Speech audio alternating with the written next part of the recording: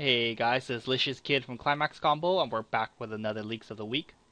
This week we're continuing off with the To Love Through Darkness booster pack and the Charlotte Trial deck, both of which are coming out on the 18th of September, but we're also starting the Idolmaster Cinderella Girls Trial deck, which is coming out on the 25th of September, so all of these sets are coming really soon. And I'm really excited for all these sets because my friends are purchasing them in some shape or form. I mentioned this friend in the past, but one of my friends, he really likes Mekon. He played Weiss Schwarz in the past, but he wasn't really ever too serious about it. But now he wants to get back and he wants to be more serious about the game. And so I recommended him to Love Through Darkness because, it has Mekon, who he really likes. And I honestly think To Love Through Darkness is going to be a really strong set and a really fun set at that. So, why not? So he opted to buy To Love Through Darkness boxes. And so you can be expecting some To Love Through Darkness content on the channel in the up and coming future.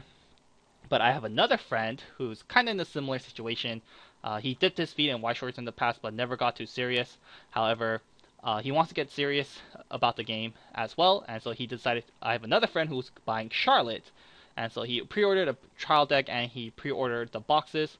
I think the booster pack is coming out next month, but still, I'm really excited for Charlotte as well, just because I really like the series, and my friend is buying them. And of course, lastly, Cinderella Girls. Of course, I'm sure a couple of you guys do know by now, my friend Domo. He's responsible for all the Idolmaster content on the channel and the Kill la Kill content on the channel as well. He is, of course, buying Cinderella Girls, and really excited for that. And so you can be expecting a lot of new content on the channel with a lot of new series in the up and coming future. So just overall, really excited that my good friends are getting back into the game, and just really excited to see new series come out, and just really excited to show you guys these new series in the up and coming future, because I'm sure you guys get bored of Nisekoi, Love Live, and Sword Art Online 95% of the time. So really excited to show you guys some new stuff. But anyways, with that out of the way, let's get to it. So 3/2 10k double R Kotegawa Yui, Disciplinary Committee and Animal. Our first effect is when she's played from hand to stage, search your deck for an animal or plant character, show it to your opponent, add it to your hand, then shuffle your deck. And she has another effect. When she's played from hand to stage, you can pay cost, which is 1. If you do, this card gains plus 1k power, and your opponent cannot play any events from their hand until the end of your opponent's next turn. So, her first effect isn't too amazing, but it's not bad. We've seen this on play time and time again. Just on play, search for a certain trait, add it to your hand. Yui's, her searching isn't as strong as maybe something like Honoka from Love Live, because she can only grab animal or plant characters, and so far the animal characters are Haruna, Rito, the main character, which we haven't seen any cards of yet. We've only seen the 1/1 vanilla from the child deck, but he's a plant character. The other animal characters are, of course, Yui. And lastly, the last animal character I can think of is Nana, which is the third one of the alien sisters. So she can grab any of those 4 characters, and that's not too bad. The Haruna, not that good at level 3, or I should say the level 3 Haruna, not that good at level 3, because all she does is heal, but she heals, so that's fine. So there's that, and the other character, and there's a level 3 Nana, which we haven't seen yet, but we will see on tomorrow's leaks right here. You can grab the level 3 Nana as well, and I think the level 3 Nana is pretty good. So the fact that you can grab a healer and you can grab a game ender, spoil alert, which is Nana. I think overall Yui is a pretty good card.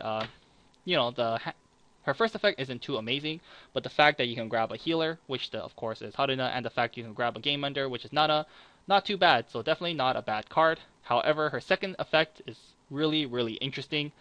Can be really devastating against certain matchups. You pay 1 when she's played from hand to stage, and your opponent can't play any events from their hand until the end of their next turn. So that can be really scary for your opponent to deal with. Definitely just does depend on what you're playing up against. Like if you're playing up against Kantai, get rid of that anti-damage bullshit. If you're playing like a mirror match against To Love Through Darkness, you can stop them from playing their own anti-damage backups. Of course, against Little Busters, once again, stop their backups. Playing as Madoka, playing as Love Live, stop those heal event backups. So overall, can be really scary for those. But also you can stop just like sets that are just dependent on events, or you can just like foil your opponent's plan when they want to play an event. Like Sinful Gear is pretty dependent on events. If you're playing against Nisekoi, your opponent's like, oh, I need to salvage some cards. Red Pendant, nope, can't, because Yui stops you. So really interesting. Just of course, as you can see, just really just does depend on what you're playing up against. So really, I really like Yui. I think her second effect is really cool, and it's just like, yeah, it's just dependent on the matchup, but I think it's cool. I really like her second effect, and Sinful Gear has got a new set now, so maybe Sinful Gear becomes really strong. Yui will become all that much better, and it seems like Bushiroad is making events a little stronger than they were in the past. Back in the day, there wasn't that many like strong events, but it seems like the events, the couple events that they've been showing for like the last couple of boosters, seem to be a lot better. So I'm sure as time goes on, Yui will become better. And of course, Yui can grab herself, so you can like play level 3 Yui, grab another level 3 Yui. You can just save her for next turn. So like you play level 3 Yui, search for a level 3 Yui, pay her 1, stop your opponent from playing events. Next turn, play another level 3 Yui, of course the one that you grab from your hand from the last level 3 Yui, pay another one and stop your opponent from playing even more events. So like at level 3, you can just continuously block your opponent out of using events, and against certain matchups, I think that would be really awesome and just really hard for your opponent to deal with. So yeah. Oh, and also Idolmaster, now that that's back in its prime, you can stop them from using their annoying backups, are using their annoying events. And since Cinderella Girls is getting a booster, if Cinderella Girls is anything like its predecessor, which is pretty dependent on events, then you can stop them from using events as well if they are dependent on events. So overall, Yui, I like this card a lot. I think it's gonna be a lot of fun, and the art on this Yui is freaking hella cute. So you can't go wrong with that either. So overall, a good card for the animal and plant trait. So overall, really like Yui, just super cute, and seems like a lot of fun. I don't think you need a playset of Yuis. I think you could get away with running only 2 Yuis. 3 max. I don't think 4 Yuis is good. I think 2 Yuis is a good number. So 2 Yuis, I think you should be A-okay. Next up, more good Yui cards. 001KR, Sitting Yui, Disciplinary Committee, and Animal. If one or few other characters, all your other characters gain plus 1500 power, and when this card is reversed in battle and her second effect is she's a clock suicider. So where do I start? Okay, Yui. First of all, clock suicider, always good. Suicide of any form at level 0, always welcome. So clock suicider, right off the bat, playable. Her first effect is also really good as well, because if you have one or a few other characters, your other character has plus 1500 power, and that's going to happen 95% of the time you're at level 0. So you can either use Yui as a suicider in the front row, or you can use Yui as like a pseudo assist in your back row. Let's say you have a 0035 character in the front row, and then you keep Yui in the back. That's a 005k your opponent has to deal with, and usually that's really hard for certain sets to deal with. Usually you're going to force your opponent to use like a 2k1 or a level 0 suicider. So that can be really difficult for your opponent to deal with. So overall, 2 really good effects at 2 really good level 0 effects on one card. Awesome. Just plain awesome. So overall, Yui definitely going to be staple in your in your animal and plant decks. So overall, like this Yui a lot. Can you imagine having this Yui in the back, and then like you're having the 0035 Lala runner we saw last week? If you have the Lala in the front, the runner Lala in the front row, and you have the level 3 Lala that resonates with her, that's a 005k runner. That's just ridiculous, man. Like, what are you gonna do against a 005k runner? Nothing. You're done. Just scoop. You need to commit 5 cards to the field, or 3 cards to the field, and even then it's a 5k runner, so it's just gonna run in front of something weaker. So that's ridiculous, man. But that might not happen. People might not up to run that because the synergies with the traits would conflict, especially like if you're running level 3 Lala in like an animal deck. It has like no synergy. So something interesting, something you can do, but will people actually do it? I don't know. We'll just have to see. If that 0035 Lala was actually Nana, and the card she resonated with was level 3 Nana, if both of those were animals, that would be OP because there would be like no synergy restriction. But it's not, so thank God, thank God for that. So, but still, just something I just thought of that'd be pretty hilarious if you managed to pull off. But overall, but yeah, that's just me ranting. Overall, amazing card. Next up, this girl, we haven't seen her yet. 2/1 8K common Oshizu, Spirit, and Esper. So right off the bat, her traits are ass. Um, when she declares an attack with the climax restrained happenings, holy crap. Look at the top two cards of your deck, choose up to one card, add it to your hand, discard any remaining cards to your waiting room, then your opponent reveals his hand. If there's any climaxes amongst those cards, place the top card of your stock to your waiting room. And restrained happenings is a pants. So Oshizu, I don't think is too good. First of all, she's a 2/1 8K, so she's pretty weak stats. Second of all, her traits is Spirit and Esper. We haven't seen this trait yet in this series, and we haven't seen any real synergy with Spirit or Esper. So I'm going to assume there's not going to be much synergy with this trait. So weak stats, no synergy with the series, and the climax combo. The climax combo isn't bad, but I don't think it's good enough.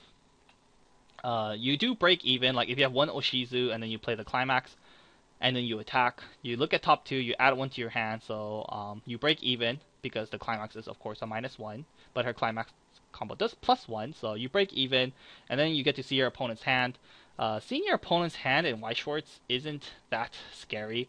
I mean, it's cool to know if your opponent has like backups or like how prepared they are for level 3, but honestly, it's not that scary. It's not nearly as devastating as something like in Yu-Gi-Oh! Or in Magic. Like if you know your opponent's hand in Yu-Gi-Oh! And Magic, especially on turn 1, your opponent might as well scoop. Like, that's just ridiculous. But in this game, not nearly as powerful.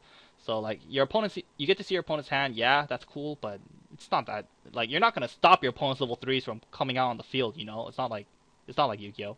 And then, if there's a climax amongst them, then you lose a stock.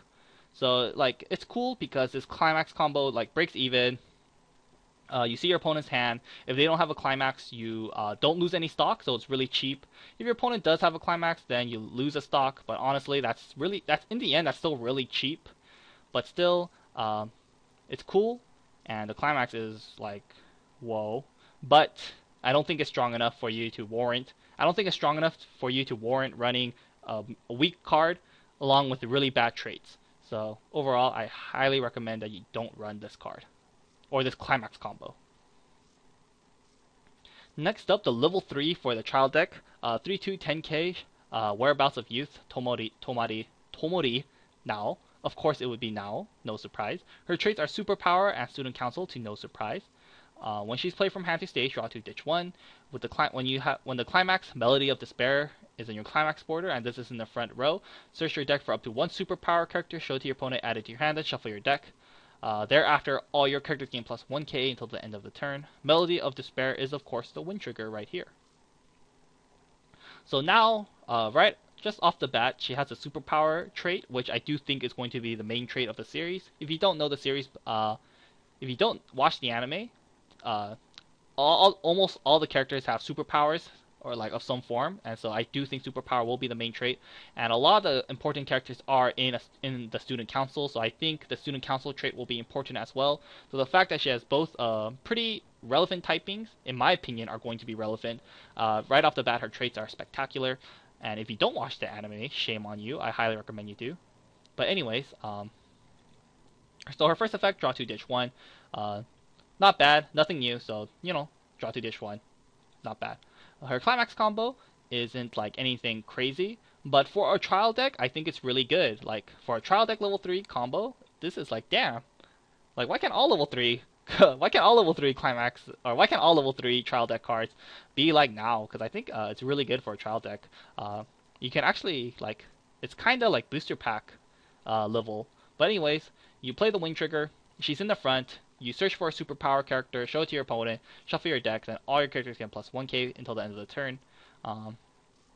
Not bad. So you get to search, so you lose out on one potential damage, and then all your characters get plus 1k. The win trigger is 1k, and then her effect is 1k, so you're essentially giving all your characters plus 2k when you use this climax combo.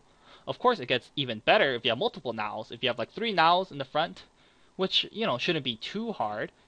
you could just prepare. Because especially since her first effect is a draw two ditch one, shouldn't be too hard to get through nows at level 3. You have like 3 nows, you play the wind trigger, you search your deck for 3 characters, so you lose out on 3 potential damage from your deck. You give and all your characters have plus 4k until the end of the turn, which is quite a lot of power. So overall, now is really cute, and her climax combo is pretty decent for a level 3 child deck card. I think she's really good. However, if she's like, once the booster pack comes out, then we'll have to see. Oh, and she also combos with the wind trigger, and of course wind trigger is not. I really like wind trigger, so another plus. So overall, for a child deck card, I think she's spectacular. But when the actual booster comes out, we'll have to see if now ends up sticking around. But still, really good for a child deck. Anyways, oops. Let's go on to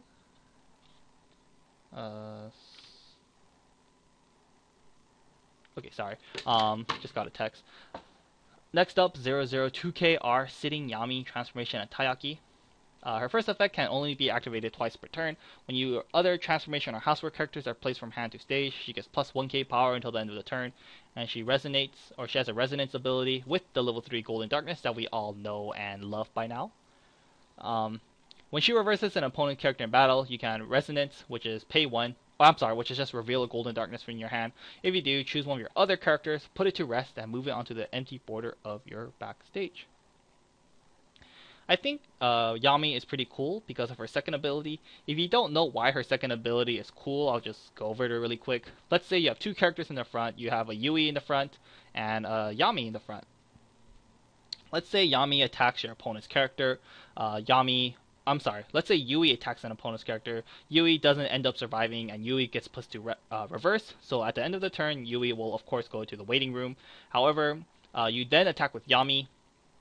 Yami does successfully reverse an opponent's character.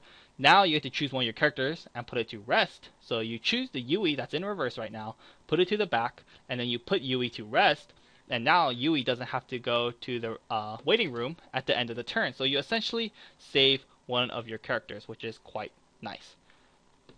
So yeah, that's why her effect is really cool. But of course there are downsides to this. Yami herself is really weak. She's only 2k. Yeah, you can get her up to 4k, and that's pretty good at level 0, but at the later stages of the game it's really weak. So at the later stages of the game, she's only going to be able to kill off other level 0s or maybe really weak level 1s. Her resonance, and 2, you need a resonance. If you don't have Golden Darkness in your hand, then of course she's really bad without Golden Darkness in your hand.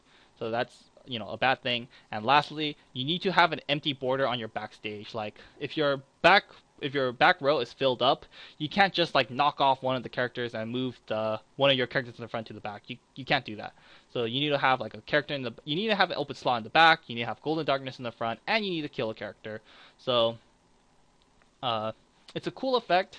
I like it. I don't think this card is bad, but there are the downsides to this card as well. So I don't think this card is going to be mandatory. I would say maybe like a tech card. You could tech 1 or 2 if your deck has enough space for it, and I don't think it's going to be the worst thing ever. So overall, I like Yami.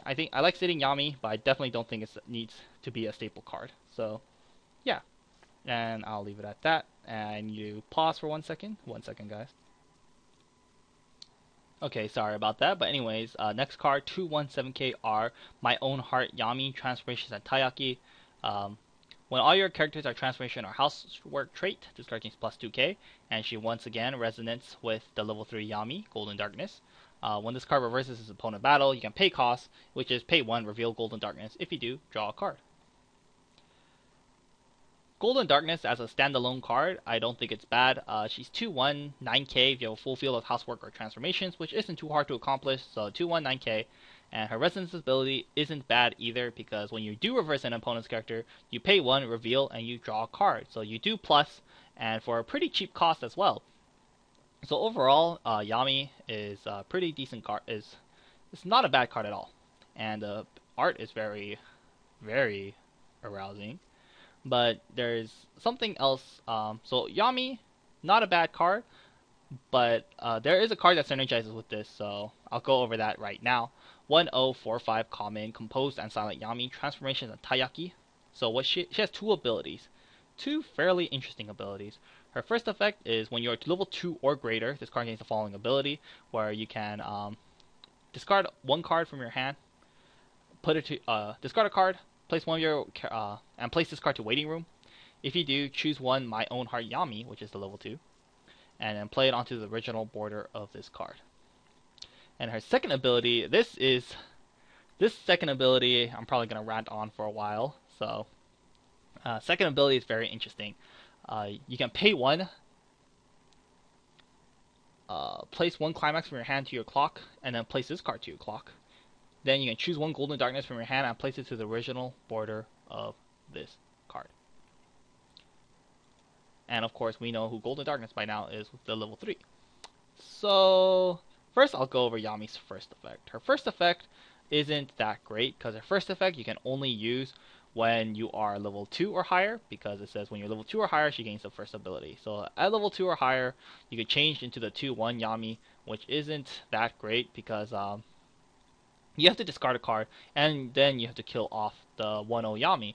So you're minusing yourself, you save out on stock, but you're losing an extra card in your hand, which is like, not that good. I think I'd rather just play the 2/1 Yami from my hand. But you do save out on the stock, which is nice, because the stock that you saved on can be used to draw cards when Golden Darkness dies. But still, I think that's just like, it's whatever. I think where this card is really cool is her second ability. Her second ability you can use at level 1, because only her first ability is tied to the level 2 or greater restriction. Her second ability you can use at level 1. So you pay 1, you place a climax from your hand to your clock, and then you place her to clock, and then you play the Golden Darkness from hand. So overall you're losing 1 stock.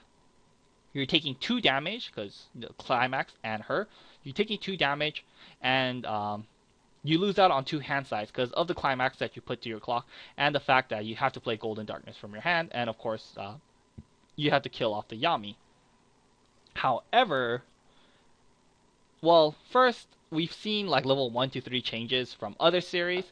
Like they're usually like pay 3 like discard a climax. I think pay 4 discard a climax, was it? I think it's pay 3 discard a climax. I don't know.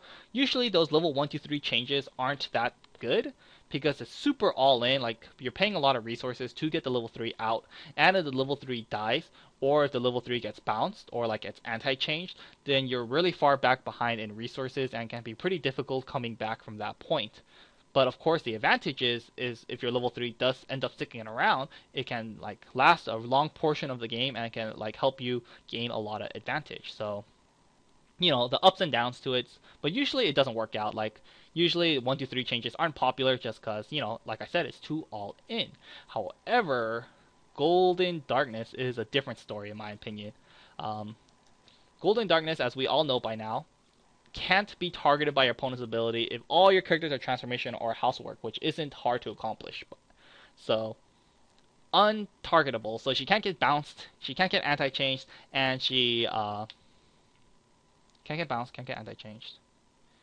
I think that's the big ones. So for that, like that alone helps Yami stick around on the field. And since you're playing Yami from your hand, from the level 1's effect, you get to actually use her on-play ability, which is draw 2, ditch 1. So it makes the cost a little lighter. And lastly, her climax combo, Golden Darkness.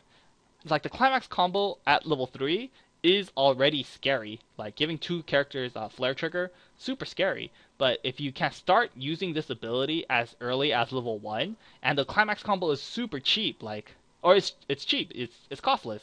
So like the ability to spam, the potential that you can actually spam the level 1 combo or the level 3 combo at level 1 can just really push you far ahead in damage. And Yami is just gonna stick around because she's hex proof essentially, because you know she can't be targeted, and she's 10k body, and she has a really strong climax combo. And we're gonna cheat a little. We're gonna skip to Thursday, but there's a 1/1 assist right here that gives your characters 500 power in front, and it gives them hand encore. So like imagine having this Yami in the back and having the level 3 Yami in front of it. So you have a level 3 Yami that has a really amazing climax combo that is hex proof essentially, can't be targeted, and she's 10k. well, if you have her behind 10-5, that's just super hard to deal with. Like if you play this against my Nisekoi deck, uh, I I can't do any. At level 1, I'm just a sitting duck. Like what am I gonna do? Even against like my Love Live deck, what are you gonna do against this? 10k, hand encore, strong climax combo, and can't be targeted. Like oh man, that is just a headache to deal with. So overall, I think the 1-3 change has a lot of potential just because Yami or Golden Darkness can't be targeted. Just a lot of potential. But of course, we'll have to see like everything. We'll have to see how good it is. But I do think it has potential. And also like you do have to place a climax from your hand to your clock, but that shouldn't be too hard. I think To Love Through Darkness can generate a lot of hand size because of the 1-0 Mekon combo we saw last week, the one that combos with the gold bar.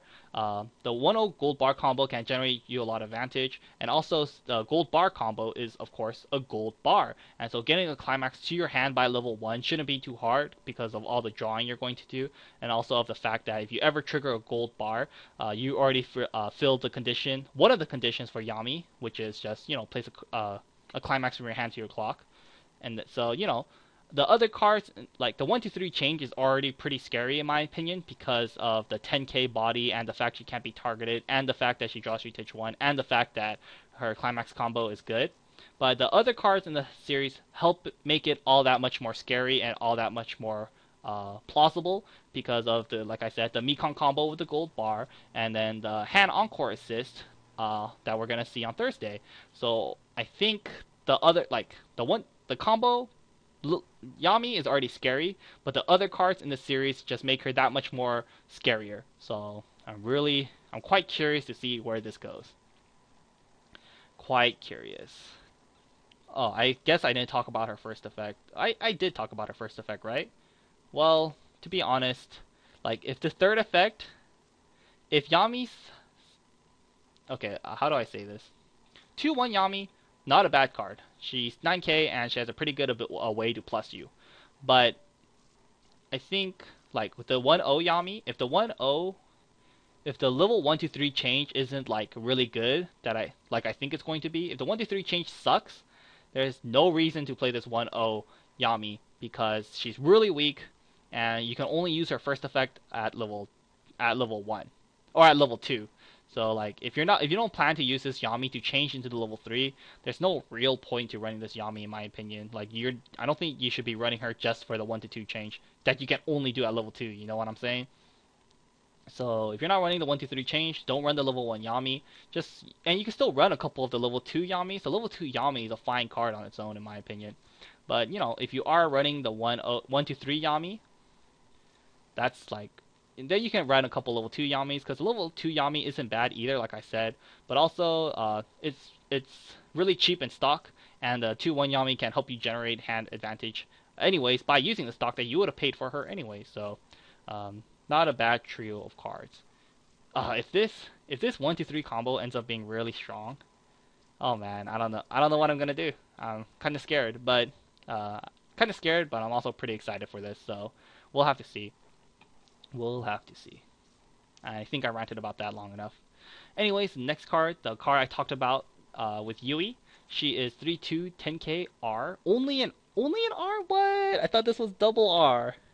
Yo, that's cool. Damn, I should have bought To Love Through Darkness. Anyways, 3-2, 10k R. Sitting Nana, Alien, and Animal. When you have the True Friend Nana in your clock area, this loses one level in hand. Of course, the True Friend Nana is this one right here. And she has another effect of, during your own turn, when this card reverses its opponent battle, you can pay cost, which is 1. If you do, deal 1 damage to your opponent.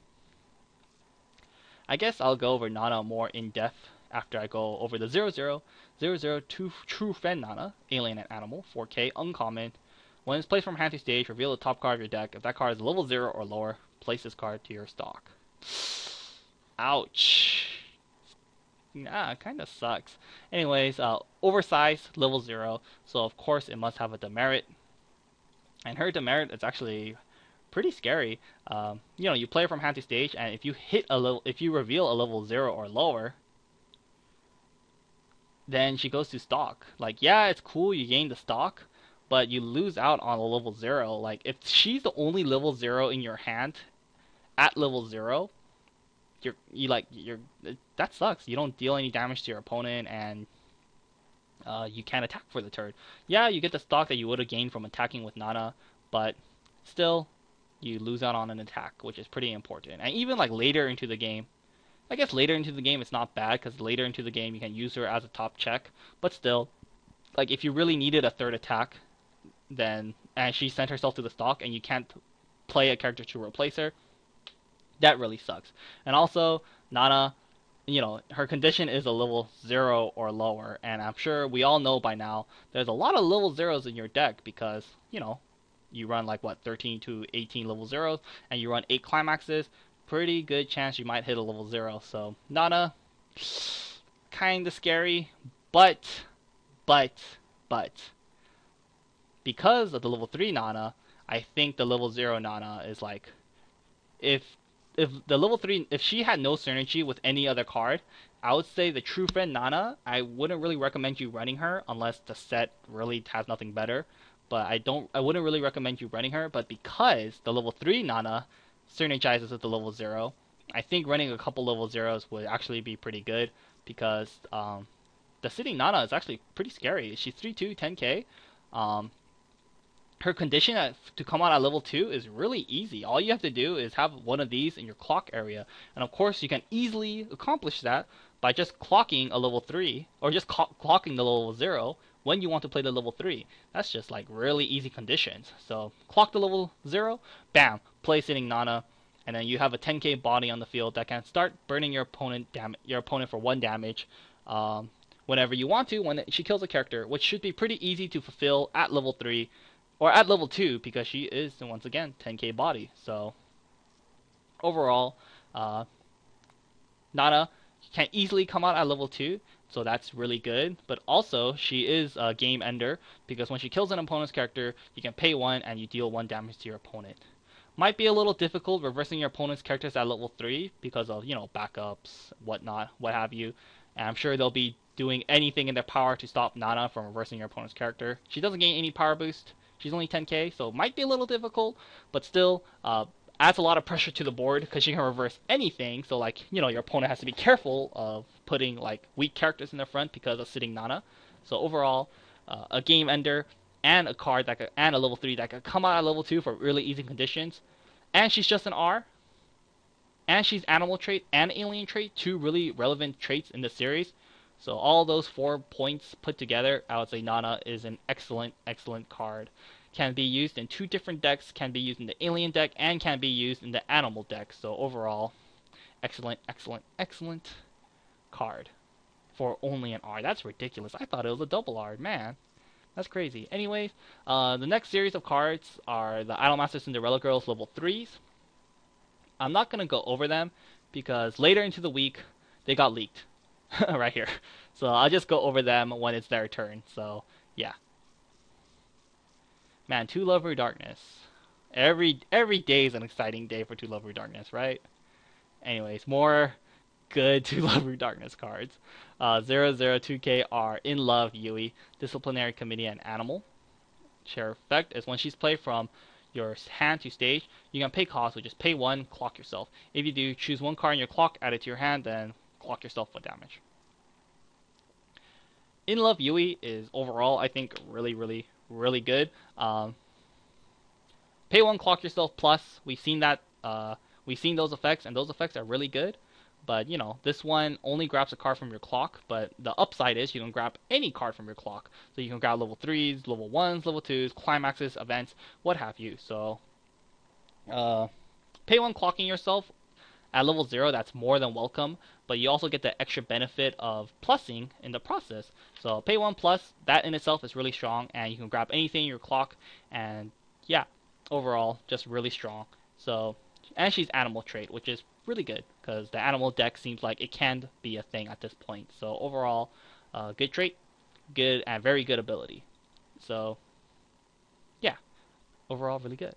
I guess you can consider running Yui into the other colors, or like the other, like other builds. Like if you're running an alien deck, yeah, she doesn't have the alien trait, but her ability is like really good.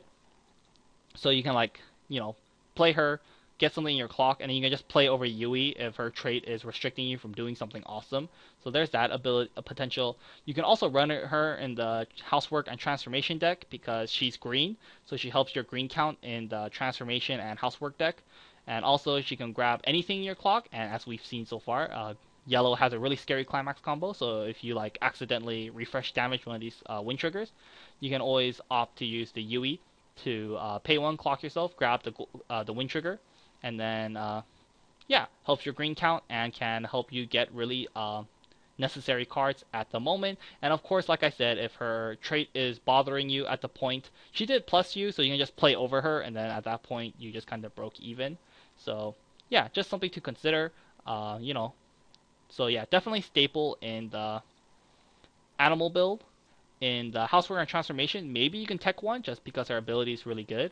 And in the alien build, maybe she doesn't help your color count, so like it's not as like relevant in like the alien build, but still something to think about. Overall, Yui 4 and R, can't go wrong, definitely really good. Like everything else in To Love Your Darkness. Next up, 104KR. Wait up. Sorry about that, my sister bothering me. But anyways, next card, 104KR, a little regretful Yui. Once again, Disciplinary Committee and Animal. Climax has synergy with 2K1 right here. So what she does is, for every climax underneath this card gains plus 1 level and plus 1500 power. She climax combos with a Throbbing Voice. When the climax Throbbing Voice is on your climax border, she gets plus 1500 power until the end of your opponent's next turn. And of course, for every marker underneath this card, she gets plus... when she reverses an opponent's character, then she gets a marker. So very similar to Marker Asuna, Marker Nozomi that we've seen by now, the marker card in Idolmaster. You know, these marker cards definitely have potential for a 1-0. They're definitely not bad cards to consider. And yeah, so she's a marker card. That alone makes her potentially playable. But she's only 4K as opposed to 4-5. But that is, of course, she has a climax combo. Her climax combo is definitely like, it's okay because 2K1 is not bad. However, her climax combo, like I said, it's only okay. Like, you know, these marker cards are really all in and or snowbally.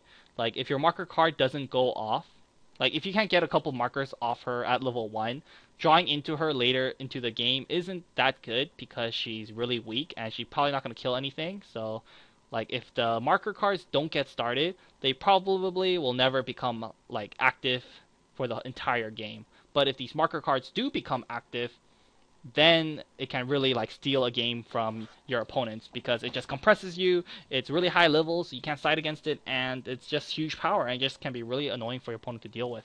So the marker card, like her on her own, is playable in the To Love Ru Darkness animal build.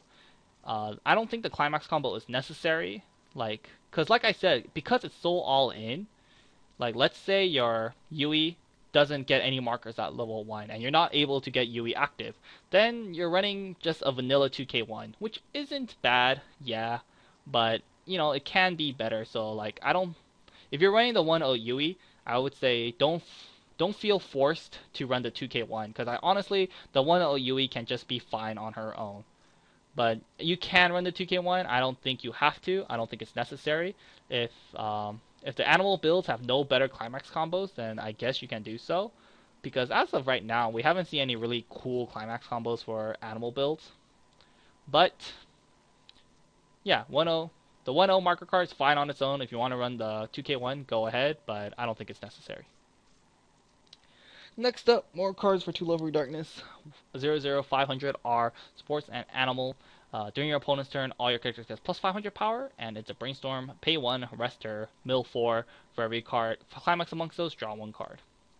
So I think this is the first plus Brainstorm we've seen in To Love Ru Darkness, and sadly, maybe thankfully, it's only for the animal build. So far, she's animal trait, so it's kind of like, you know, if she was like Sweets or not Sweets, if she was like Transformation or Housework, it would be really scary because I think the Transformation and Housework deck is already really strong, and the Alien deck already seems really strong as well. The animal build, in my opinion, seems to be the weakest out of the 3. So it's like, thank God the animal build got the brainstorm. But I guess if you're a Two Love Root Darkness player, it's like, damn, the animal build got the Two Love Root the plus brainstorm. But anyways, plus brainstorm. So right off the bat, already playable, and she has her first effect is pretty good. So a good first effect tied with a plus brainstorm. Overall, a very solid card. You know, you can consider running her into your other builds, like your Transformation and Housework deck. Just might have a little anti-synergy, but if you really want that plus Brainstorm, you can always do so, because she is a level 0, so you always have that option. Next up, more animal cards, 1/0, 5k, uncommon, glasses, and animal. When she's played from hand to stage, she gets power plus X, where X is the number of animal or frustration characters you control multiplied by 500. So we've seen this card as like the 1/0 Kirito, the 1/0 Maki, the 1/0 Rin from the other series. And these 1/0 5Ks, like at 500 per X trait, they're fine, because you play them, if you have a full field, they become 1/0 for the turn, and that's really strong for a costless character. Works out in Love Live, works out in SAO, so it should work out for Two Love Root Darkness as well, because for level 1, for the animal traits, we haven't seen anything really good besides the marker card. And the marker card isn't good enough on its own. So this Mio should be a fine addition to the animal builds. She synergizes with frustration. Have we seen any frustration characters? We've seen spirits. Like, we've seen the weird traits we've seen are what? Spirits, passion. So no idea what this frustration character is. We'll have to see, I guess. But as of right now, Mio on her own is good. Next up, 0/0500 common, reading Haruna, sports, and animal. When she's played from hand to stage, look at the top card of your deck and either place it there or put it to the bottom of the deck, and she bonds for the Mio. The Mio on her own is really good, and she's only good for one turn because she only does get her power on play. So the following turn and the turns to come, she's gonna be really weak, and so she will probably die. So the fact that she has a bond, I think, makes this Mio all that much better, because like, you play Mio, she dies. Next turn, you can play Haruna, look at the top, place it there, put it to the bottom of the deck, pay 1. Oh no, Clock Bond. I'm sorry. Clock Bond. Clock yourself 1 damage, grab Mio, rinse and repeat. So I think this is a pretty good level 1 engine. So overall, these two cards are very good. And it's only common and uncommon. Damn, that's really good. So overall, a fine pair of cards. Oh man, more cards. 2/1/3/5. This is Mio. This is her normal version. Of course, this is her signed version. Music. What she does is she's a 1k global for her music characters, and she has another effect of when your characters reveal a climax during their trigger check, choose one of your characters, it gets plus 1k, or it gets plus 1 soul until the end of the turn. A fine card, it's a 2/1, 1k global, which is already pretty good, but also when you trigger a climax, then you give a character plus 1 soul until the end of the turn. Distributing 1 soul when you trigger a climax is good because it helps you do push for extra damage, helps you side for precise damage, just helps you, gives you a lot of options for how to deal damage to your opponent. So overall, really like Mio. I think she's a fine card. I guess I should say this before we go on. If you guys aren't familiar by now how Cinderella Girls work, this is a trial deck, and yes, there's 3 cards in 3 different colors. I don't think we've ever had a tri-colored trial deck, but how the trial decks for Idolmaster Cinderella Girls work is there's 3 different trial decks, and they're all monocolor. So there's 1 yellow trial deck, 1 red trial deck, and 1 blue trial deck. And like I said, they're all monocolor, so they all have exclusive cards to themselves. Like, you won't see a card from the blue trial deck and the red trial deck because, you know, it's monocolor. So all of them are exclusive to themselves. So yeah, there is that. And also keep in mind, this is really big. They made Cinderella Girls a standalone series, so you can't mix Idolmaster, the original Idolmaster series, into the Cinderella Girls deck and vice versa. And yeah, that's really important, so do keep that in mind. Which I really like. I really like how they did that, because Idolmaster has so many sets the original Idolmaster, I should say, has so many sets by now, and it's pretty powerful. So like, you know, they always, like, if let's say Cinderella Girls did work with the original Idolmaster, they would have to be really careful with what they do with it, because they might make, if Cinderella Girls is like stupid OP, then it would make the original Idolmaster like ridiculously broken, you know? So it's like they would have to be really careful what they did with Cinderella Girls. But since they made Cinderella Girls a standalone set, they could like give the Idolmaster series a whole new approach. They don't have to make it like they don't have to make it synergize with events. Just give it a whole new approach. Go crazy, go balls deep with the set, and it'll be a lot of fun. So it's a fresh new start, and it helps Idolmaster fans get into the series because, oh, I want to buy Idolmasters. What do I need? I need cards from this set, this set, this set, this set. You need to buy cards from like 6 different sets. But with Cinderella Girls, it's a fresh new start for Idolmaster fans, so they can just buy one box and get everything they need. So really, really happy with what they did with Cinderella Girls. Anyways, that's just me ranting, and that's really irrelevant. But anyways, 0025 common. I'm sorry, 0025 child deck. This is the sign card for Uzuki. Music. When this card reverses its opponent in battle, choose one of your other red characters, place it to rest, and then move it into an empty border on your backstage. So very similar to the Yami, but she's only at 2/5, and she can't gain any more power. And it has no restrictions. You don't have to reveal or anything. But Uzuki can only use her effect to other red characters. Ooh. I think that's pretty important. Maybe Cinderella Girls will be like a color-oriented deck, kind of like what they did with Girlfriend Beta. Maybe this is a sign that it's going to be like color-specific. Maybe, we'll see. But overall, Uzuki, a decent card for a trial deck. Next up, Rin, my favorite out of the trio. 0015 music. When this card declares an attack, reveal the top card of your deck. If that card is a music character, add it to your hand, then discard a card. And then, of course, when it's played from hand to stage, look at the top card of your deck and either leave it there or place it to your waiting room. So this is pretty much like an exact copy of the Sayaka and Mami card in Madoka. Same stats and exact same 2 abilities. The Sayaka and Mami is a fine card in your Madoka decks. It's a really good way to get what you want in your hand. It's a great hand filter card. The Sayaka and Mami, and so Rin should be no exception as well. A very fine level 0 card. And that is all for Wednesday. Oh man, this week is so long. Oh my goodness, only 47 minutes in. Anyways, more Cinderella Girls cards. I don't really know what's up with this. They're all the same card but with different artwork. So are you just gonna have a playset of Anzus with different art in the red trial deck? I don't really know what's going on here. If you know what's going on with the Anzu, then let me know. But do keep in mind they're all the same. They all have the same effect and same trait. Doesn't want to work Anzu, of course. Music and candy. When you have another character with Kanako, Chieri, or Kirara, this card gains plus 1500 power. So if you guys don't know those characters, then I can't really show you because there's no other cards. We haven't seen these characters yet. But of course,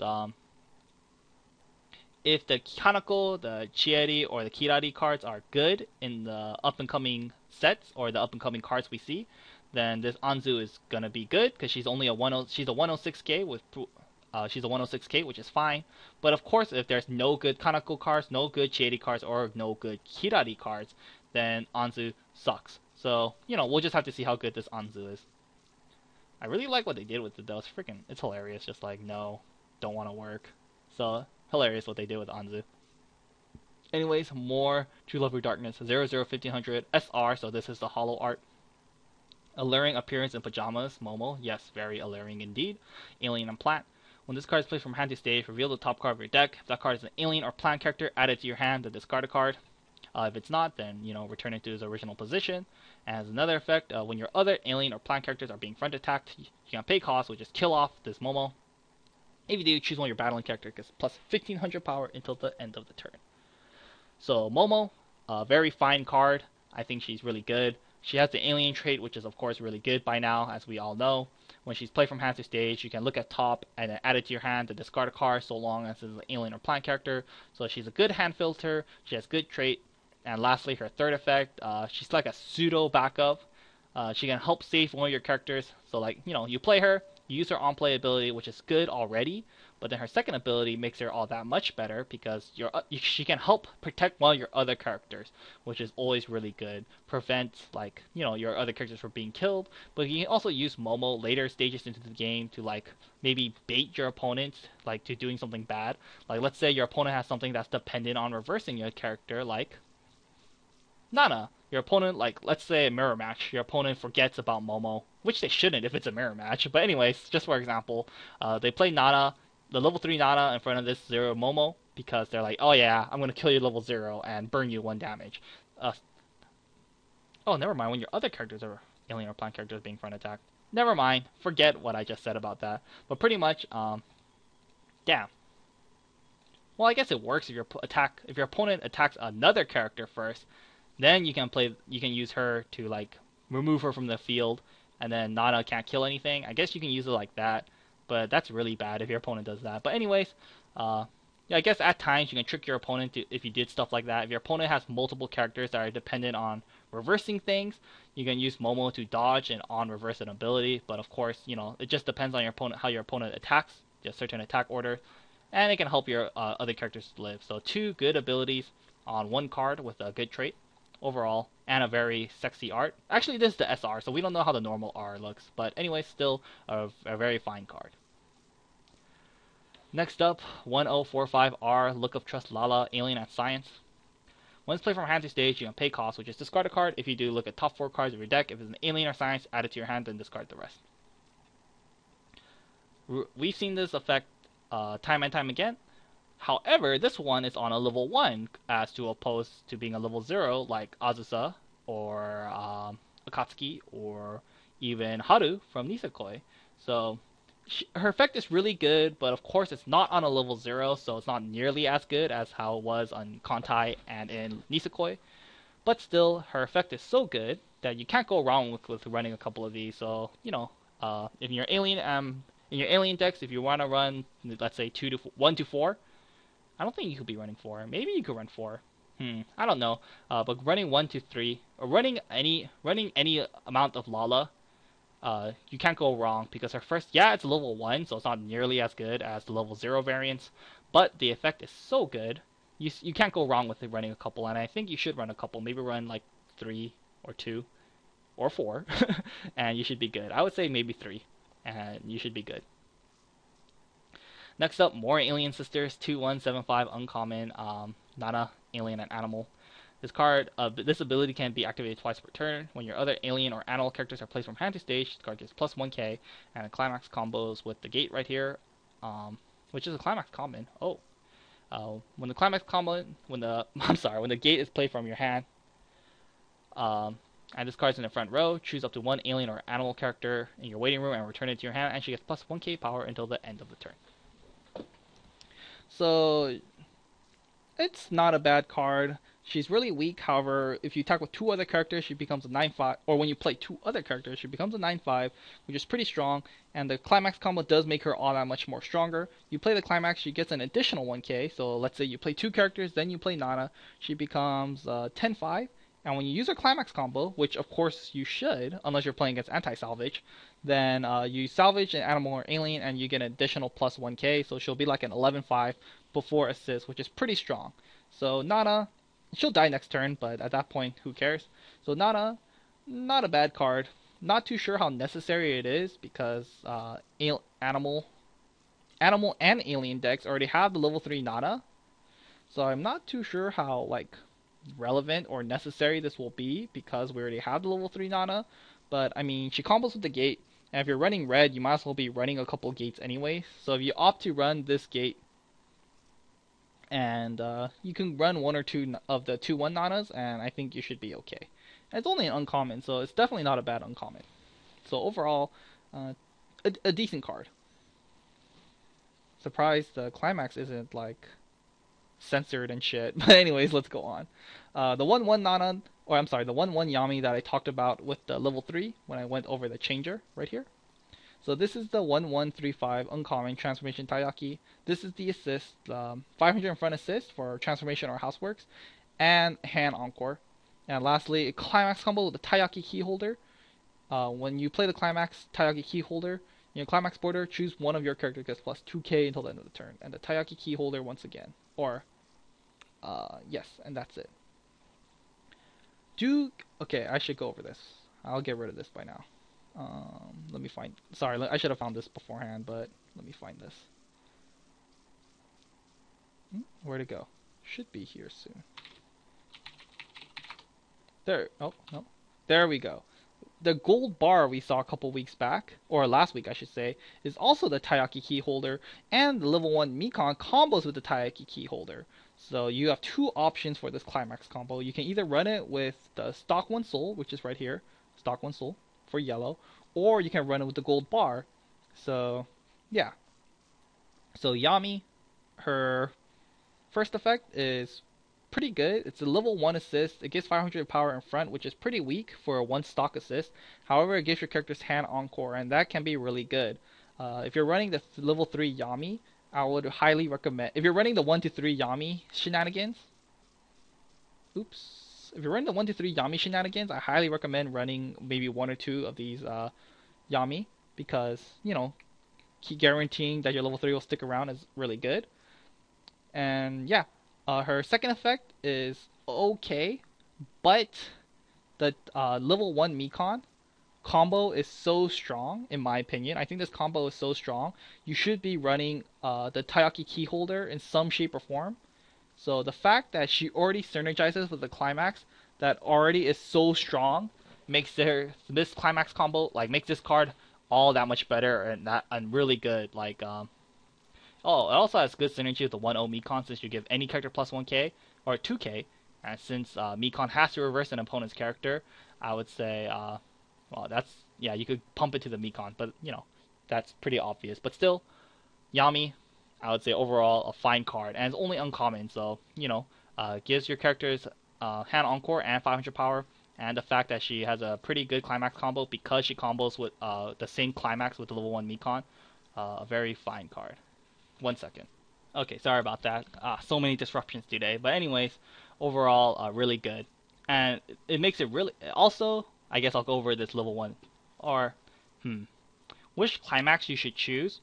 I would recommend running the gold bar over the stock 1 soul, because yeah, the stock 1 soul is nice because it gives you extra stock, but I think the gold bar is better because it's really easy to get the gold bar into your hand because you just keep attacking, and so like getting the gold bar to your hand is really easy if you opt to choose the gold bar instead, and the gold bar gives power, and the level 1 Mikan needs power as well for her to search. So overall, out of the two climaxes, I would highly recommend choosing the gold bar over the stock 1 soul.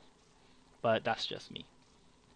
Anyways, let's go on. 1-1, Peaceful Warmth, uncommon, a yellow event. Search your deck for up to 1 transformation and up to 1 housework character. Show it to your opponent, add it to your hand, shuffle your deck, then discard a card from your hand to your waiting room. A really good event in a 1-1. It's really good. So you search for 1 transformation and 1 housework. Do keep in mind you have to grab 1 of each. You can't grab 2 transformations. It's just 1 transformation and 1 housework, but I don't think that'll be too hard. Then you discard a card. So you break even. However, you get to search for 2 characters, which is good. You can discard a card, so you can discard climaxes. And yeah, just a lot of ways you can set up your hand. And also, you can also, and later into the game, you can use it as a way to compress your deck at level 2 and at level 3. So overall, a very fine event. Once again, the Taiyaki key holder, common, climax common. And lastly, another Mikan card, which is also pretty good, 1045, Housework and Ransel. For every other transformation or housework character, she gets plus 500 power. So she's like the Eddie, she's like Liz, she's like Kood, she's like the Sonya from Shining Resonance. All those cards are pretty good, so this Mikan should be no exception as well. So definitely a very solid card. Oh man, every To Love Your Darkness card is good. What is up with that? And lastly, finally, the last week. 3-2 10k trial deck. So this is the red level 3 Uzuki music. If you have 3 or more music characters, she gets plus 1k power. The character in front of her loses 1 soul. She climax combos with the best stage, which is the gate right here. All of these are best stage, by the way, so the gate right here. And she's in the front row. You can pay cost, which is 1. If you do, choose 1 music character from your waiting room and play it onto any border on your stage. Oh, really? And play it onto any border on your stage? That's crazy. Anyways, so yeah. So she's 3-2, 11k, which is, if you have 3 or more, which is no problem. The character opposite of her loses 1 soul. We've talked about minus 1 soul time and time again. It's a double-edged sword, and I'll leave it at that just because this video is so long. So minus 1 soul, double-edged sword. Lastly, her climax combo is pretty good. Combos with the gate or flare trigger or buck. So you have options, but for simplicity's sake, let's say she combos with the gate. You combo with the gate. You can combo with the gate, which is really good, and you pay 1, which is really light, and you choose a character from your waiting room and you place it onto any border on your stage.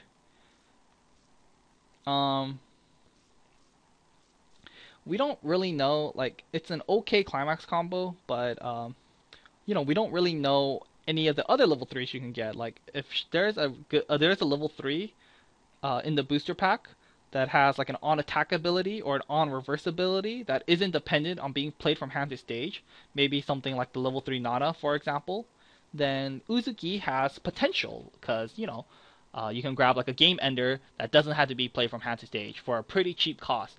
So that's really good.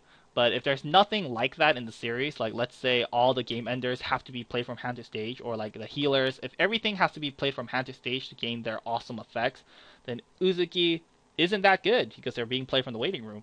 But if there are cards that can be played from like anywhere to the stage and can get their game ending abilities or get any ability off, then that's really good. So we'll just have to keep an eye out on Uzuki to see how good she is as of right now, because all these trial deck level 3s, when you play the climax, they get their effects off, isn't as good. Well, I guess you can grab another Uzuki and it'll be 11k and plus -1 soul, but that's not as good as it can be. So, if there's other level 3s down the line that have like on attack abilities or on reverse abilities that don't have to be played from hand to stage to get their abilities off, then Uzuki will be really good.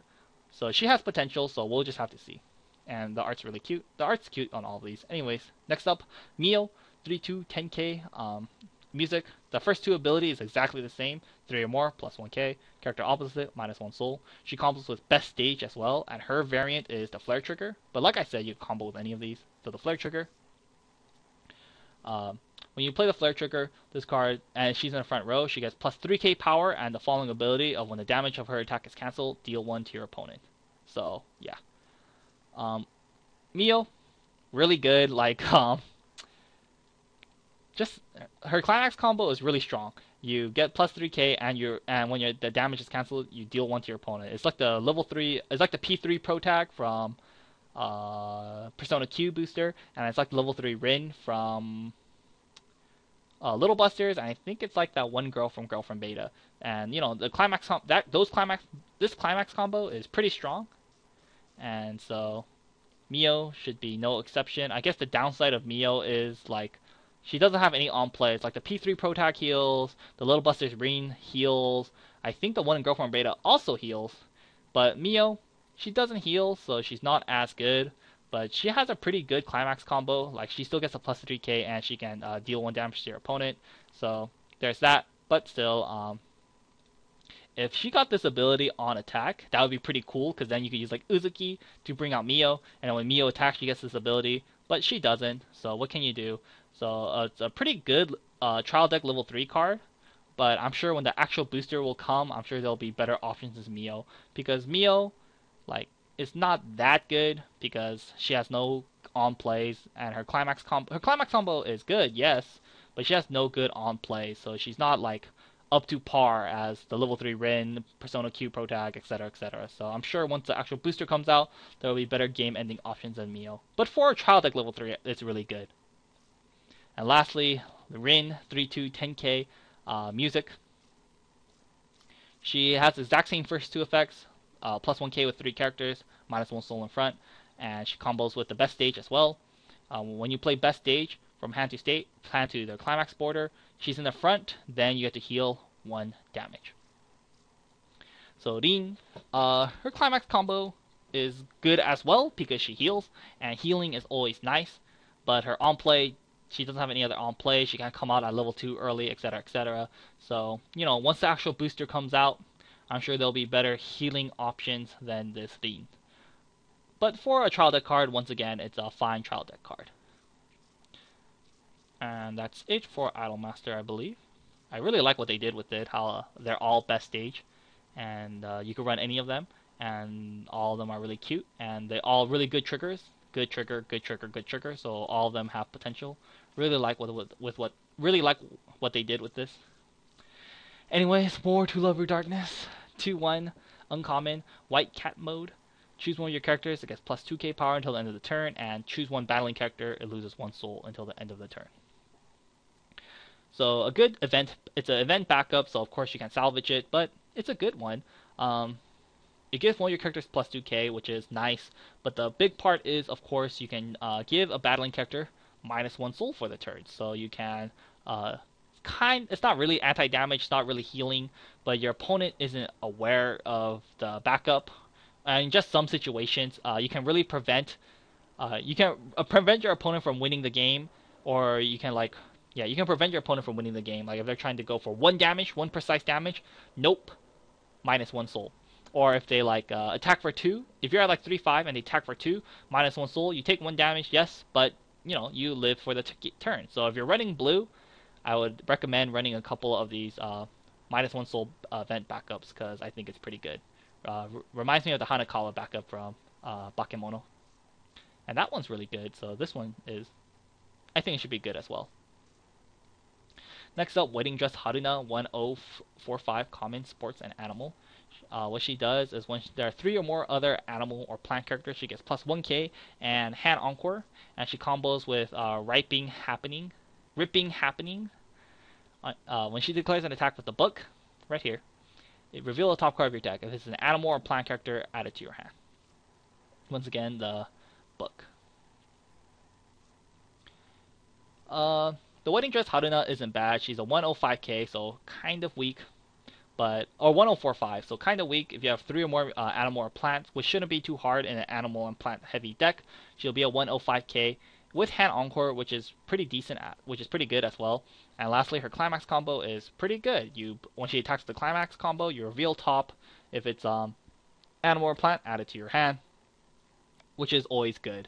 Using multiple conjunction with multiple Harunas, and you should be good to go.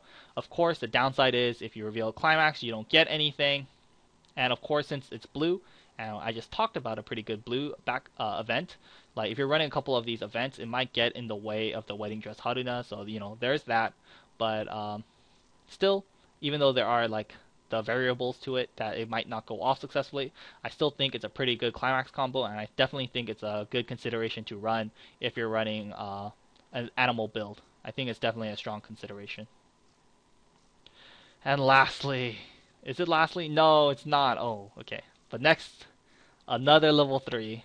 This 32 10k double R. So the third double R for red now. Momo. She's alien and plant. If you have 3 or more alien or plant characters, she gains plus 1k. So she'll be a 32 11k. When she's played from hand to stage, reveal top card of your deck. If that card is an alien or plant character, deal 1 to your opponent.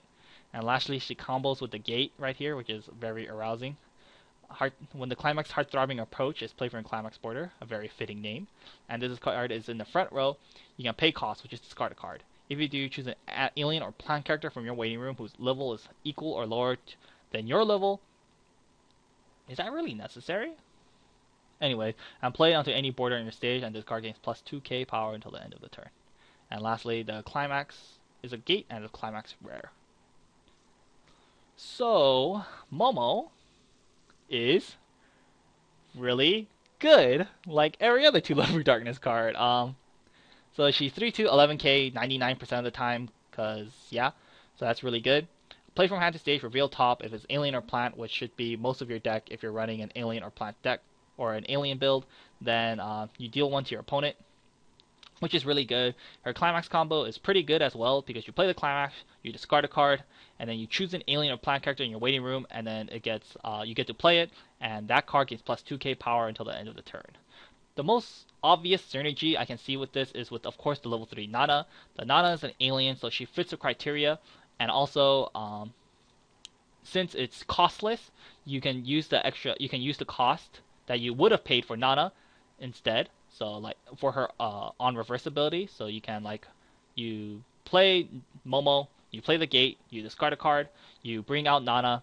Nana gets plus 2k power because of the Climax combo, and the gate is a continuous, of course, I'm sure you guys know that, so she'll get an additional 1k, so she'll be 13k before assist if she's brought out via the Climax combo, and that's really good because Nana needs all the power she can get to help get her on reverse ability off. So yeah, overall, And yeah, yeah, you can grab anything, but you can grab like another Momo, but that's not that good. So the prime target is obviously Nana here. So Nana was already a good card, but the fact that she has such good synergy with the Momo pushes Nana all that much higher. So overall, Momo, a very, very, very, very good card in my opinion, and very good card. Good on play, good power, and a great climax combo. Momo, I think, is definitely going to be the double R you want to pull for red because it's fantastic. Is this the third double R for red? Wait, we saw Momo, we saw the Lala runner. No, I think we've only seen two. I can't remember anymore because all the cards are so good. They all should be double R. But anyways, double Momo, excellent, excellent, excellent, excellent card. And she combos with the gate, and we saw the gate yesterday. So already 8 gates confirmed for Two Lovely Darkness, and that's fantastic. Next up, 1-1 Harem Plan. Harem Plan, that's hilarious. Harem Plan event. Choose up to 2 alien characters from your waiting room and return them to your hand and place this to your clock. A very good event as well. It's 1-1, so you can use it at level 1. It only costs 1, but you do +1 because you play it. You grab 2 characters from your waiting room, so you +1, but you do clock yourself 1 damage. So it's like pay 1 clocking yourself to +1, which is really, really, really, really, really good. So a really good event. You can run like a couple of these and you can't go wrong. But once again, do keep in mind it might conflict with your level 3 Momo because you have to real top with the Momo. But red does have on-play top checking abilities like the 0-0 Momo we saw, and yeah, so like this Momo here. So they have some on play abilities to check top, so shouldn't be too bad. So overall, a very fine event. Next up, the last series to go over this week, Charlotte 104K Yusa Superpower and Student Council. During your own turn, all your superpower characters get plus 1k power. She changes. During your start of your climax phase, you can pay cost, so just put it to waiting room. If you do, choose one Yusa's dead sister Misa from your waiting room and place it to the original border of this card. Next up, the card she changes into, Yusa's dead sister Misa 1045. Superpower and dead. Oh, I didn't know she had that trait, dead. When she's played from hand to stage or via change, this card gets plus 1500 power until the end of the turn, so she'll be a 6k. And once again, she changes into Yusa. I don't know why Bushiro has like been doing this for the past sets. Like what Shining Resonance had this, Two Lovely Darkness has this, and now Charlotte Trial Deck has this. And maybe they're gonna make something like this for every series, but not too big of a fan of this. But anyways, it's kind of weird because this one on your turn, all your characters get plus 1k, but like this one only gets it from hand to stage, so you can't have her and her like on the same field. So kind of weird. But anyways, for a trial deck, it's fun. Trial decks are really vanilla and boring, but this adds a little spice to the trial deck. So I like what they're trying to do with that. But still, I don't like this use. It's okay, I guess. This Yusa gives all your characters plus 1k power during your own turn, which is quite a lot of power at level 1. So that off the bat is pretty good. And the Yusa is a 6k on play. So for trial deck cards, these are pretty good. And they have the whole changing wombo combo. You don't really have to do it. Like you might just not, like if you have this Yusa, then you might not want to change into the Misa. But you can, but I don't think you have to. But I think the Misa changing into the Yusa is cool because, Misa is only... Wait, it's only at the start of your climax phase. Never mind. It's kind of dumb. Never mind. So I think these are pretty decent cards on their own. I don't think you have to really change into them. So for a child deck, it's fun. I like what they're trying to do. But I think when the actual booster comes out, I'm sure there will be better options than this. And lastly, the final card, 2-1-2-5. Tomori Nao, Superpower and Student Council, and it's a vanilla 3k backup. And that is all for this video, guys. A really long week, a really long video this week, just because so many series, so many level 3s, so many good and interesting cards featured this week, and so it took a really long time. You guys are still here, thank you for sticking it out with me. But overall, a very, very, very good and interesting week in my opinion. Really excited for all these cards. Too Love for Darkness, man, it's just so strong. Really like all the cards in Too Love for Darkness. The Yui, fine card. Sitting Yui, good. Don't like this. Now for a trial deck, I think it's excellent. Sitting Yami's okay. Good tech card. 2-1 Yami's decent. The 1-0 has so much potential. Like this, it's so scary, so scary. So we'll have to see, but still quite scary. Nana, really strong, or she's good, and you can use her in 2 decks, which makes her awesome. Like you could use her in Animal, and you can use her in Alien. So yeah, overall, solid card. It's a good thing she's an R, because if you do plan to make like multiple, if you make an Animal deck and an Alien deck, getting multiple Nanas would be pretty easy. If Nana was a double R, that would be like really hard. But it's a good thing she's not, I guess. Then Love Yui, excellent card. Regretful Yui, definitely playable. Haruna, good. Mio, good. Haruna, good. Mio, oh what? Double the Mios. Mio and Mio, lols. Anyways, 2-1 Mio, really good. Uzuki, eh. Out of the 3 here, I would say Uzuki has it the worst. It's okay. Rin, really good. Anzu, hilarious, and really just depends on the other characters. So potential. Momo, good. Lala, good. 2-1, okay, it's not bad. 1-1 Yami, pretty good. The 1-1 event, good. Tayaki Keyholder, I honestly think the gold bar is better, so it's okay. 1-0 Mikan, good. 3-2 Uzuki, okay. Mio, okay. Rin, okay. They're all okay. The climaxes are really cute, though. The TD backup, or they're okay, but for trial decks, they're really good. I should say that. The event, good. The wedding dress Haruna is fine. And Momo is super good. And the event is super good. This is okay. And 3K backup, what can you do? And that is all, guys. Sorry if I got tired halfway through the video. I would say maybe around Thursday. I'm starting to run out of breath.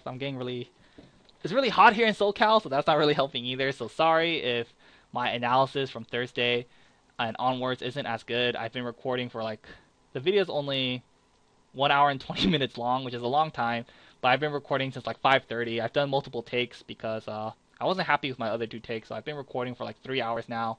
So I apologize if my analysis starting from Thursday and Friday wasn't as good as it can be. Like I said, I really do apologize for that. I feel bad, but still, I think I got my points through.